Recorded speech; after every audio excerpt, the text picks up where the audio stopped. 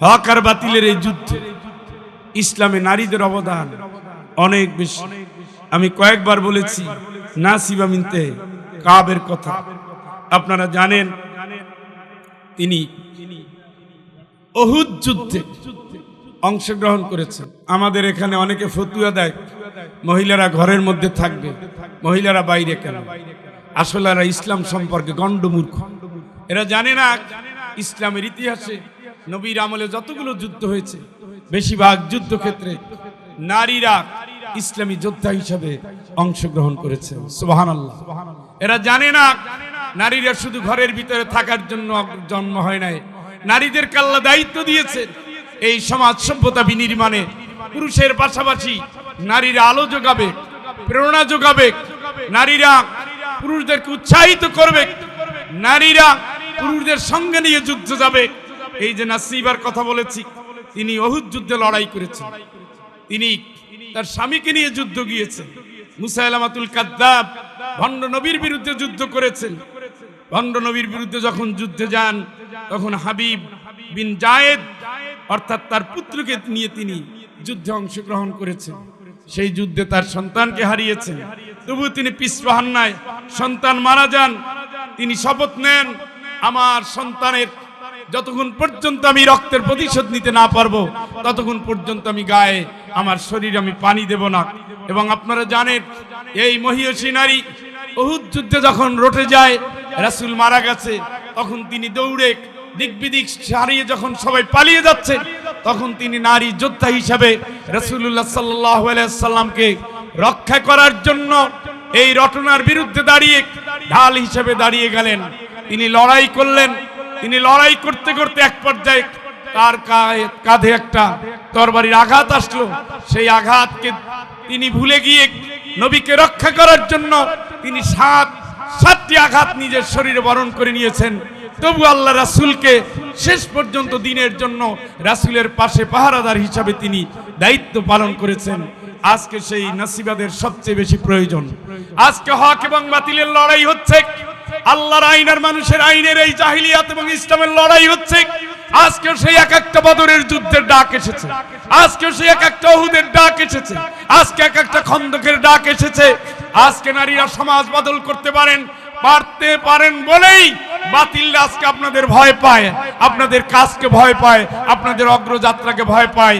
আমি আপনাদের প্রতি আহ্বান জানাবো, আপনি আপনার স্বামীকে, আপনি আপনার সন্তানকে, আপনি আপনার ভাইকে নিয়ে দিনের পথে অগ্রসর হন। আপনার সামনে রয়েছে জান্নাত, আপনার পিছনে রয়েছে জাহিলিয়াত। জাহিলিয়াতকে অতিক্রম করে জান্নাতের সিঁড়িগুলো অতিক্রম করতে থাকেন। দুনিয়ার কোনো শক্তি নাই এই বাংলাদেশ থেকে ইসলামকে মুছে দিতে, দুনিয়ার কোনো শক্তি নাই আগামীর কোরআনের সংসদ থেকে জাতিকে বঞ্চিত করতে, দুনিয়ার কোনো শক্তি নাই যারা আপনাদের অদম্য অগ্রযাত্রাকে থামিয়ে দিতে পারে। আল্লাহর রাস্তায় আপনারা এক একটা বদরের যোদ্ধার ভূমিকা, উহুদের যুদ্ধের ভূমিকা, নাসিবা বিনতে কাবের ভূমিকা পালন করেন। তিনি তার সন্তানকে হারিয়েও দমে যান নাই। তিনি নিজের স্বামীকে বিপন্ন দেখেও দমে যান নাই। নিজে রক্তাক্ত হয়েছে, দমে যান নাই। আপনাদের সামনে উদাহরণ রয়েছে, উদাহরণ তো সারা জীবনে আমরা বলে গেলাম। সুমাইয়া রাদিয়াল্লাহু তাআলা আল্লাহর বান্দি ছিলেন, সমাজের সবচেয়ে অসহায়, সবচেয়ে অসহায় দাসী ছিলেন। দাসী থাকার কারণে তার কোনো সামাজিক মূল্য নেই। তাকে এত অত্যাচার করেছে, এত অত্যাচার করেছে, তাকে অত্যাচারে জর্জরিত করে করে করে করে করে করে তারপরেও তাকে ইসলাম থেকে দূরে সরিয়ে দিতে পারে নাই। আমি আজকের বাংলাদেশের প্রেক্ষাপটের কথা বলছি। আমরা দেখছি নোয়াখালীর কোনো জায়গায়, পাবনার কোনো জায়গায়, বাংলাদেশের প্রত্যন্ত কোনো জায়গায় আজকে ইসলামের পক্ষে কাজ করার জন্য, উঠানে কোরআনের আলোচনা করার জন্য নারীরা এগিয়ে গেলেই কিছু কিছু বাপ মায়ের হতভাগা সন্তান আব্দুল্লাহ বিন উবাইর গোষ্ঠী আমাদের মা বোনদের অকথ্য ভাষায় গালিগালাজ করছে। আমি বোনদেরকে বলবো আপনারা ধৈর্য হারা হবেন না। ইদফা বিল্লাতি হিয়া আহসান, তাদের গালির বিরুদ্ধে আমরা গালি দেব না, আমরা আমাদের দায়িত্বের কথা স্মরণ করিয়ে দিব। আসেন, আপনারও তো উচিত কোরআনের পক্ষে যাওয়া। আপনি তো মুসলমানের সন্তান, আপনি তো কোরআনের পক্ষে থাকবেন। কোরআন যদি কোনো রাজনীতিকে সমর্থন করে, আপনি তো সেই রাজনীতিতে আসতে বাধ্য। আপনার ঈমান আপনাকে আহ্বান করছে সেই দিকে আসছে, আপনি আসেন না, এটা আপনার ব্যর্থতা। আমাদের জীবনের শেষ রক্ত থাকা পর্যন্ত আমরা এই পথ ছেড়ে দেব না। এই পথ কোরআনের, এই পথ রাসূলের, এই পথ বিজয়ের, এই পথ জান্নাতের। আপনারা তাদেরকে বুঝান। নিজেরা কয়েকটা দিনই তো মাত্র আজকের এই যুদ্ধ, বদরের যুদ্ধ। বদরের 313 জন যেমন সভ্যতাকে চ্যালেঞ্জ করে প্রচন্ড শক্তির বিরুদ্ধে দাঁড়িয়েছে, ইমানদারের কিচ্ছু লাগে না। হাসবুনাল্লাহু ওয়া নি'মাল ওয়াকিল, নি'মাল মাওলা ওয়া নি'মান নাসির। ইমানদারের জন্য আল্লাহ যথেষ্ট। হুয়া মাওলাকুম, তিনি তোমাদের অভিভাবক। ফানি'মাল মাওলা ওয়া নি'মান নাসির, ফানি'মাল মাওলা ওয়া নি'মান নাসির, ফানি'মাল মাওলা ওয়া নি'মান নাসির। আমি গত 2022 হজে যাওয়ার সময় আমার পাশে এক ইয়ামেনি হজ করছে। আমি বললাম 22 না 20 ভুলে গেছি কোন সাল। আমি বললাম, ভাই তোমরা এখনো খুশি হয়ে কেমনে তেলাওয়াত করো, কেমনে কথা বলো?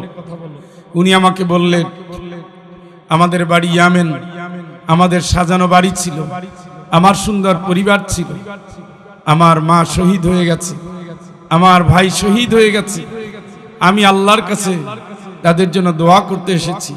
তোমরা বাংলাদেশ থেকে আসছো, তোমরাও দোয়া করো। আমি বললাম, এত অস্ত্রের বিরুদ্ধে তোমরা কেমনে লড়াই করছো? তিনি শুধু আমাকে এইটাই শুনাইলেন, হাসবুনাল্লাহু ওয়া নি'মাল ওয়াকিল, নি'মাল মাওলা ওয়া নি'মান নাসির। ইমানদারের সামনে অস্ত্র কাজ করে না। ইমানদারের লাঠির জোর অস্ত্রের চেয়ে বেশি। আপনারা জানেন বদরের যুদ্ধে সাহাবীদের হাতে অস্ত্র নাই। রাসূল গাছের, খেজুর গাছের ডালা দিলেন, বলছে এটা নিয়ে লড়ো। সাহাবীরা বলতেছেন, ইয়া রাসূলুল্লাহ, আধুনিক প্রযুক্তির অস্ত্রের বিরুদ্ধে এই খেজুরের ডাল দিয়ে লড়বো কেমনে? আল্লাহ রাসূল বলছেন তুমি লড়ো। সাহাবী বললেন, আমি দেখলাম তরবারির যে কাজ, রাসূলের দেওয়া বরকতের সেই খেজুরের ডাল দিয়ে একইভাবে বাতিলদের বিরুদ্ধে লড়াই করে ইসলামের বিজয় হয়েছে। সুবহানাল্লাহ। আমি আপনাদের কোন দিক থেকে প্রেরণা দেব? ইসলামের ইতিহাস আপনাদের স্বর্ণাক্ষরে লিখে দিয়েছে। ইসলামের অবদান, প্রথম নারী সাহাবী সুমাইয়া। আমি যখন তার কবরের কাছে দাঁড়াই, যতবারই আমি যাওয়ার সুযোগ আল্লাহ আমাকে দিয়েছে, আমি প্রত্যেকবার চেষ্টা করেছি অন্তত এই মহিষী নারী, পৃথিবীর সবাই তার কথা বলে, অন্তত যেন কবরের পাশে একটু দোয়া করে আসি। আর আমার এই দোয়ার সময় পাবনার এই গণজাগরণের, ইসলামী আন্দোলনের এই দুর্গের মহিষী নারীদের কথা মনে পড়ে, যারা ত্যাগে, কোরবানিতে, পরীক্ষায় এই সভ্যতাকে পাল্টে দিয়েছেন। এই পাবনার জমিনকে যারা পরিবর্তন করেছেন। এখানে এক একটা ঘরে ঘরে আমাদের খাদিজার জন্ম হয়েছে, এদের পেটের ভিতরে ফাতেমার জন্ম হয়েছে, তাদের পেটের ভিতরে হাসান হোসাইনের জন্ম হয়েছে। আমরা বিশ্বাস করি আগামীর যে সমাজ চলে আসছে, এই সমাজ পাবনার মাটি থেকে দিনের বিজয়ের সমাজ হবে। এই সমাজের নারীরা তাদের কাজের উত্তাপ দিয়ে বাংলাদেশের সংসদকে কোরআনের সংসদে পরিবর্তন করবে ইনশাআল্লাহ। সেই দিকে আমি আমার বোনদেরকে আহ্বান জানাচ্ছি, সেই বোনদেরকে আহ্বান জানাচ্ছি, যখন রাসূলুল্লাহ সাল্লাল্লাহু আলাইহি ওয়াসাল্লাম তার প্রতি ঈমান আনার জন্য সুমাইয়া রাদিয়াল্লাহু তাআলা আনহা, তার স্বামী আম্মার, ইয়াসার, তার সন্তান আম্মার, কোন বর্ণনা আসছে তার মেয়ে উমামা। আমি একটু কনফিউজড। দেখেন, একই পরিবারের 4 জন। রাসূলুল্লাহ সাল্লাল্লাহু আলাইহি ওয়াসাল্লামের যাত্রা পথে তাকে অত্যাচার করা হচ্ছে। রাসূল দেখছেন ইয়াসারের পরিবারকে কিভাবে অত্যাচার করছে। রাসূল চোখের পানি মুছতে মুছতে যাচ্ছেন আর বলছে, হে ইয়াসিরের পরিবার ধৈর্য ধরো, হে ইয়াসিরের পরিবার ধৈর্য ধরো, আমি তোমাদের সুঘ্রাণ জান্নাতে পাচ্ছি। সেই নারী ছিলেন দাসী, ছিলেন দূর থেকে আসা, তার বাড়ি মক্কাতে নয়, তিনি হিজরত করেছেন, তিনি বিক্রি হয়ে এসেছেন, তার সাথে বিয়ে দেওয়া হয়েছে। এই বিবাহিত জীবনের কারণে তিনি মক্কার পুত্রবধূ। কিন্তু আফসোস, ঈমান আনার কারণে তাকে এত অত্যাচার করা হতো, পুরো পরিবারটাকেই লোহার জিনজির পরিয়ে। তারপরে প্রচন্ড গরম, আপনারা যারা হজে গেছেন, ওমরায় গেছেন বা আরবে যাওয়ার সুযোগ হয়েছে, আপনারা দেখছেন এই দিনের দুপুরে 50 ডিগ্রির উপরে নরমালি তাপমাত্রা, সেই সময় আরো বেশি তাপমাত্রা ছিল। সেই তাপমাত্রার ভিতরে প্রচন্ড লোহার জিনজির পরিয়ে তারপরে শুয়ে রাখা হতো। রাত্রিবেলায় খাবার দেওয়া হতো না। এইভাবে দিনের পর দিন, মাসের পরে মাস অত্যাচার করে করে সুমাইয়া রাদিয়াল্লাহু তাআলা আনহা কিন্তু তখন যুবতী নারী নন, তিনি বয়োবৃদ্ধা। তার বয়স 70-এর উপরে, এটা আমরা অনেকেই জানি না। 70-এর উপরে, চলাফেরা কষ্ট, কিন্তু আল্লাহর উপর ঈমান, তার কলিজা জোড়া। ওই সময়ে তিনি আবু জেহেলকে চ্যালেঞ্জ দিয়ে কথা বলতেন যে, আবু জেহেল, তোমার হাতে ক্ষমতা, তুমি আমারে চাইলেই মারতে পারো, কিন্তু আমার হৃদয় জুড়ে আল্লাহ, আমি আল্লাহর কাছে যেতে চাই, আমি দুনিয়াকে চাই না। আমার এই বৃদ্ধ জীবন যদি আল্লাহর কাছে ফেরি করে, যদি আল্লাহর জন্য বিলি করে যদি আমি জান্নাত যেতে পারি, আমি আমার সেই মালিকের কাছেই নত হচ্ছি। আমি দুনিয়ার কারো কাছে সুখ শান্তি চাই না, আমি আমার আল্লাহর কাছে শান্তির জন্য অপেক্ষায় আছি। যখন এই তর্ক হচ্ছে, তখন সুমাইয়া রাদিয়াল্লাহু তাআলা আনহার উপরে বল্লম দিয়ে আঘাত করেছে। সেই আঘাতে সুমাইয়া রাদিয়াল্লাহু তাআলা আনহা শহীদ হয়ে যায়। সেই শহীদ এরা মরে না, শহীদেরা মরে না। পৃথিবীর ইতিহাস স্বর্ণাক্ষরে লিপিবদ্ধ করে রেখেছে, সুমাইয়ারা মরে না। কালে কালে সুমাইয়া যত জন্ম হবে মরবে না। শতাব্দী শতাব্দী, শত সহস্র শতাব্দীতে যত সুমাইয়ার উত্তরসূরিরা আসবে, এরা মরে না। এরা কালকে জয় করে কালের ইতিহাসে মহাকাব্য রচনা করে। সে মহাকাব্য আল্লাহর দিনের জন্য এক একটা সুমাইয়া ঘরে ঘরে জন্ম হয়েছে। সুমাইয়ারা মরে না। এই সভ্যতাকে তারা পাল্টে দিবে, এই পাবনার চেহারাকে তারা পাল্টে দিবে। একজন পুরুষ রাজপথ সাজাবে, একজন নারী ঘরে ঘরে পৌঁছে যাবে। আজকে আপনাদের এই কাজ নব্য জাহিলিয়াতকে প্রশ্নের মুখে দাঁড় করিয়েছে।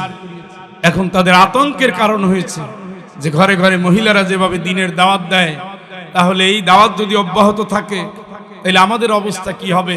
আমার বিশ্বাস জাহেলদের অন্তরে আপনারা কম্পন ধরিয়ে দিতে পেরেছেন।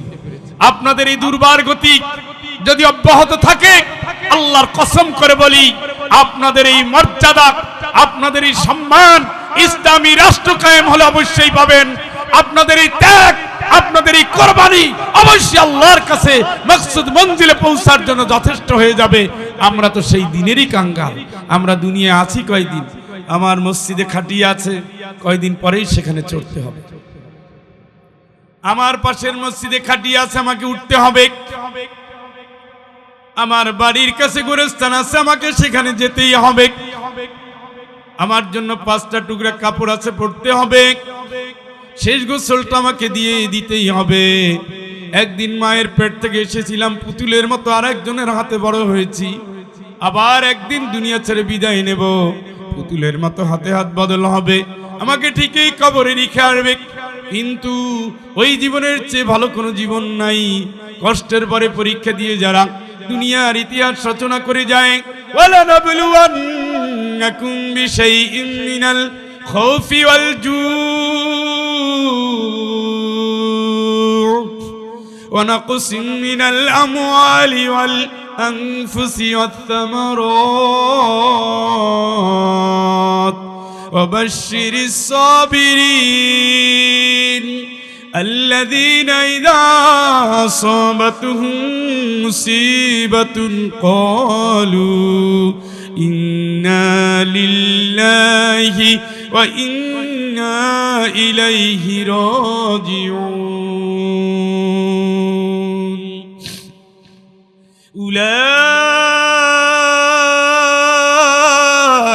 عليهم صلوات من ربهم ورحمة وأولئك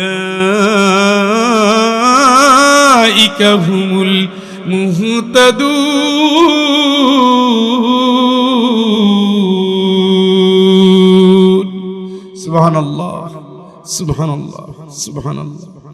আল্লাহ এটা পরীক্ষার আয়াত, ইমানদারদের পরীক্ষা করার ঘোষণা। ইমানদার খালি পুরুষই না, নারীরাও। নবীর জীবন এত সুখের হতো না যদি তার ঘরে একজন খাদিজা না থাকতো। আলী রাদিয়াল্লাহু তাআলা আনহুর জীবন এত সুখের হতো না যদি একজন ফাতেমা না থাকতেন। মনে রাখতে হবে, নারী হলেন প্রেরণা, নারী হলেন ভালোবাসা। লিতাসকুনু ইলাইহা ওয়া জাআলা বাইনাকুম মাওয়াদ্দাতা ওয়া রাহমা। সুবহানাল্লাহ। আল্লাহ নারীকে তৈরি করেছেন পুরুষদের সাথী, ভালোবাসার সঙ্গী হিসাবে। এই নারীরা তার স্বামীর সাথে জান্নাতে যাবে। সুবহানাল্লাহ। স্বামীর সাথে জান্নাতে যাবে, স্বামীর সাথে জান্নাতে যাবে।